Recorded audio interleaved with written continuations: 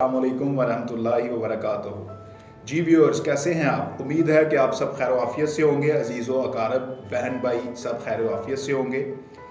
आज मैं कानून नंबर 4 लेकर आपकी खिदमत में हाज़िर हुआ हूँ। जो लोग मेरे साथ कनेक्ट हैं पिछले 3-4 दिनों से, उनको अच्छे तरीके से आगाही होगी कि हमने द पावर सीरीज़ की ये एक सीरीज़ चलाई है, द 48 लॉज ऑफ पावर की।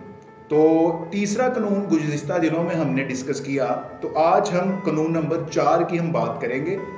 रॉबर्ट ग्रीनी की ये जो बुक है द 48 लॉज ऑफ पावर, इसके अंदर चौथे कानून में वो हमें कहते हैं कि हमेशा कम गोई इख्तियार करें, यानी कि हमेशा कम बोलें।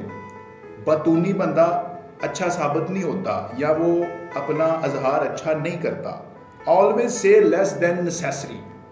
तो इसका पैगाम क्या है इस चौथे कानून का, कि जब आप लोगों को अपनी बातों से मुतासर करने की कोशिश करते हैं तो बिल्कुल आम आदमी लगते हैं।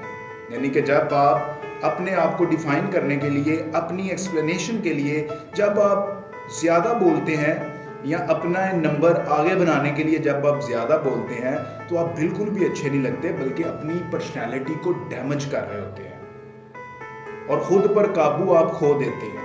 अगर आप एक बिल्कुल आमियाना सी बात भी मुबहम और गैर वाज़िह अंदाज में करते हैं, तो ये देवी और देवताओं के अल्फाज की तरह बन जाते हैं। ताकतवर लोग कम गोई के ज़रिए लोगों को मुतासर करते हैं और अपना रोब व दबदबा कायम रखते हैं। आप जितना ज़्यादा बोलते हैं, गलती का इम्कान इतना ही ज़्यादा होता है।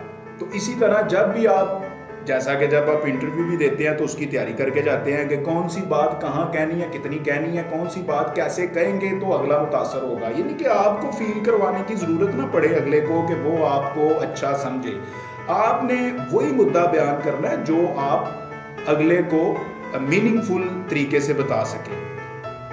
आउट स्पोकर और आउट टॉक आपकी सेहत पर भी बुरे असरात मरतब कर सकती है और अगले की सेहत पर भी बुरे असरात मरतब कर सकती है। तो इसीलिए नपे तुले अल्फाज में बात करें, इंस्पायर करने की कोशिश ना करें। जब आप अपने तरीके से अपनी रियलिटी में जिस तरह के जेन्युइन अल्लाह ताला की ज़ात ने आपको बनाया है उस पर रह के जब बात करेंगे, ऑटोमेटिकली आमिया तरीके से जब आप बात करेंगे, आमियाना तरीके से जब आप बात करेंगे, डेफिनेटली अगले पे बड़े अच्छे असरात मरतब होंगे। तो आज का ये हमारा तीसरा कानून था, चौथा कानून था। 5वें कानून के लिए हम इंशाल्लाह with the passage of the time अगले डेज में हाजिर होंगे।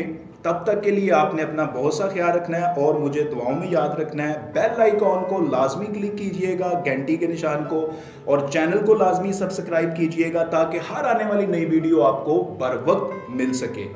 मुझे दीजिए इजाज़त। स्टे ब्लेस्ड, फी अमानिल्लाह है।